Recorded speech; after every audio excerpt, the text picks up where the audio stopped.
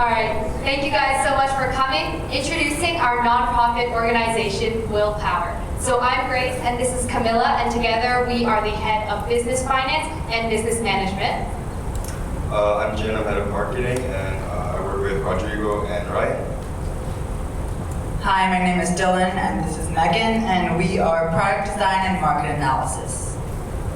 All right, so to get things kicked off for today, here is our agenda. First, we're going to be introducing the problem as well as our market validation, and then filling it with our solution. Then we're going to be getting into the nitty-gritty of the finances, the marketing, and everything else involved in that. And then finally, we're going to be talking to you judges about why we need you on board. All right, so based on research and personal experiences, we've discovered that a lot of teens face these issues that kind of go in the revolving cycle. So it always starts off with a kid who just started high school, and he's going through schoolwork, social life, and extracurriculars, and he's trying to balance all that. He or she is trying to balance all that, and they become exhausted, and then they start procrastinating. And afterwards, that all leads to them falling behind, which then leads to anxiety. So most youth, when they deal with anxiety, they resort to social media, and that's their way of coping with anxiety and removing themselves from the reality. So this is a negative cycle that can be broken down with the use of our app, Willpower. We surveyed more than 120 people between the ages of 16 and 25, and 70% of the people said that they can't last more than 12 hours without social media. And over 80% of the people said that they spend 2 to 4 hours on social media every day, which is up to around 42 hours a week. It has become very clear that social media is designed to be addictive. So to prove this, behind me I have a quote. It's said by the former vice president of Facebook, essentially saying that he does recognize and he feels a tremendous guilt in creating a social media platform that does contribute to people in our target range, essentially being addicted to social media. And so that's why we've created Willpower. We've essentially found a way to game the system. We're using social media's own medicine against itself. What I mean by this is we've created an app where the landing page asks you, how long do you want to spend off of social media? Based on that number, our algorithm spits out a number of willpower points to give that user. Those points can then be exchanged for small incentives like purchasing a Tim Hortons gift card or Zara shop discounts, but more importantly, and this is the golden part of our business, those points can be exchanged for mentorship opportunities, for opportunities like discounts off of summer school programs, or opportunities that get you out of your phone and into the real life world. It elevates our users' productivity and creates happiness overall. So our vision is to give you guys the gift of time to be more productive and find something that will make you more happy. And our mission is to break down the addictive social media habits and elevate our users' productivity to increase overall happiness. So we tested the market, and it turns out that 85% of people are interested in an app that can reward you based on the downtime of social media. And 70% want to cut down their time on social media. Our app is 100% different due to our unique reward system on downtime of social media apps. So our sources of funding. There's one big question. Where's our money coming from? So we have 3 main sources. The first source being our sponsorships. Our sponsorships allow us to get a little bit of money, and then we can use that towards our app development, etc. The second source would be our partnerships, which would provide us with all the rewards, such as coupons, gift cards, stuff like that. And then finally, our grants. Our grants are essentially what's going to be our main source of income, which is probably going to give us we're estimating around $5,000 to $10,000 for us, again, to work on our app. So now that we have the finance secured, where is this money going? Well, we predict 3 main streams of capital allocation. First off, it's building up the app. That'll cost anywhere around $5,000, we've guessed, with our own sweat equity because we're a team of fantastic coders, and then as well as some extra external help. Along with that, we also have the maintenance cost for the app, which we're estimating to be around $5,000 annually just to work out any kinks. However, this number will be adjusted based on what we see when we jump into the market. And then finally, we have our marketing costs. So we've allocated around $5,000 to market on the most high traffic apps like Instagram or Snapchat or Facebook, and telling them to get off of that app and join Willpower. And so that's what our budget looks like so far. All right, so like Grace said, we have $5K budget for marketing. We're planning on using that 5,000 over the course of 1 year to expand our reach as much as possible and reach as much youth and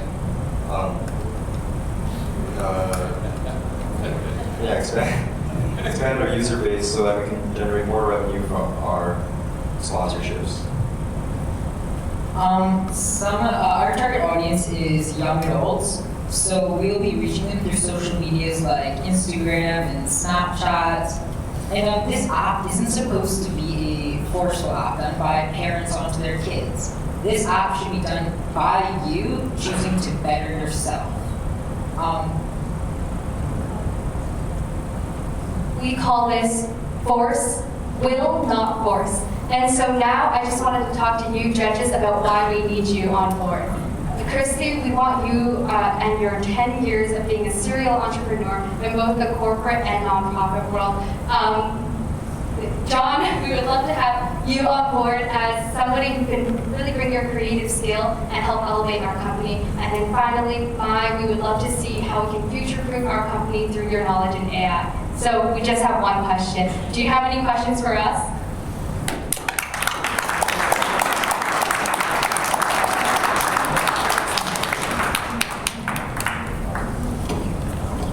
So I just want to say I really enjoyed the presentation, the delivery, the concept, and I noticed one thing on your slide that I really liked, which was you don't believe in making money off of people's addictions. I really commend that you have that vision in terms of bettering the lives of your customers, if you will.